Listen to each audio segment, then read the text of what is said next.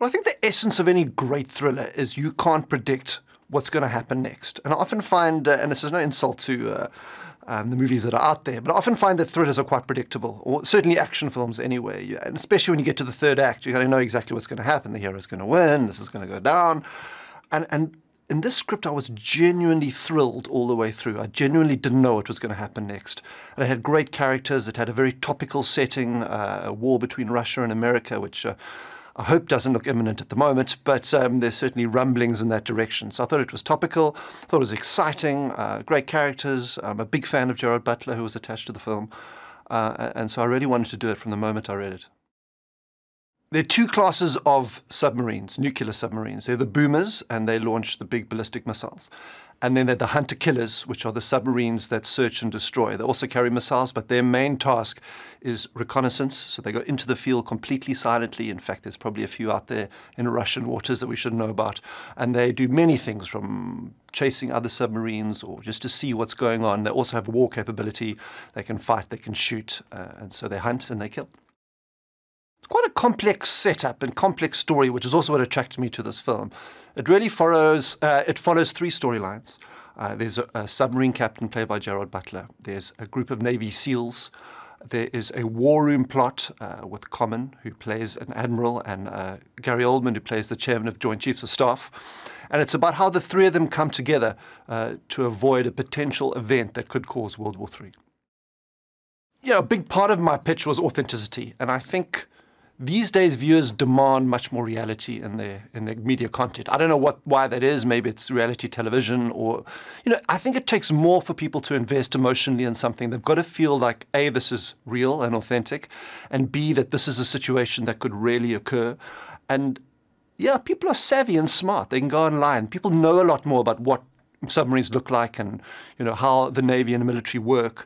And so, you know, as a director, you want to move the audience. And in order to move the audience, I felt the movie had to be absolutely authentic and real. And I wanted the interior of our submarine to look exactly like a real nuclear submarine. I wanted people to talk in the way that they do talk on board those submarines, and for the commands to be issued exactly like they would be. And I think even though a lot of the audience might not know exactly what that terminology is, they know it when they hear it, because it just has that crack of realness, because these are commands and ways of speaking that have been honed over the years by the military. And so I wanted to go underway. I went on a submarine for 3 days. Me and Jerry Butler went on a nuclear sub, and they took us out to sea for maneuvers and actually reenacted all the scenes from the film in the submarine, and took us and fired fake torpedoes and did all that stuff. And that was invaluable for me as I created the film and imagined the film, and brought as much of that realness to how I executed it. I had an amazing production designer on this film. He was absolutely superb. And he came with me right from the very beginning as we went to look at, you know, the National Military Command Center, as we went on board these nuclear submarines. And we just wanted something that felt, yeah, it's an amazing thing when you go in that submarine. It's not how you would quite imagine it, and maybe movies are to blame. You watch Crimson Tide and it looks like a Corvette inside there. Everything's chrome and perfect. And when you're in a submarine, it's not made for beauty. It's made for being a practical war machine. And no expense has been spared in terms of the technology of the machine, but they don't care about how beautiful it looks. And so it's quite industrial inside there. And they're just wires and pipes and things just nailed to the wall wherever you look. And I really wanted to capture that feel, because it's got a certain energy and a power to it. And it's quite surprising as well. So I wanted to get a bit of that.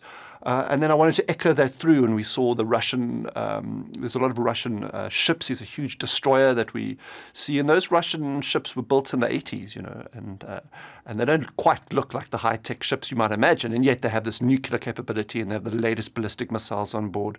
And so it was trying to capture that juxtaposition of industrial versus high-tech, and that was really our vision. I think you associate Jerry with playing a lot of big action heroes, and in this he plays a submarine captain, and so he's confined into the space of the submarine. He's still the action guy who makes it all happen, but he does it from a position of authority rather than the guy out there pulling the trigger. And so it required Jerry to contain his performance, which I think he did absolutely beautifully. I think he's a very powerful performer.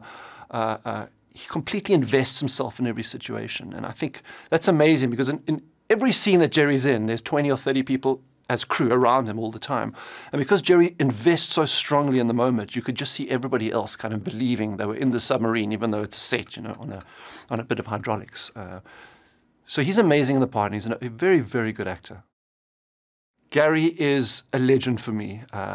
You know, I grew up on Gary Oldman, you could say. He was the guy we all looked to when I was at drama school and trying to be an actor.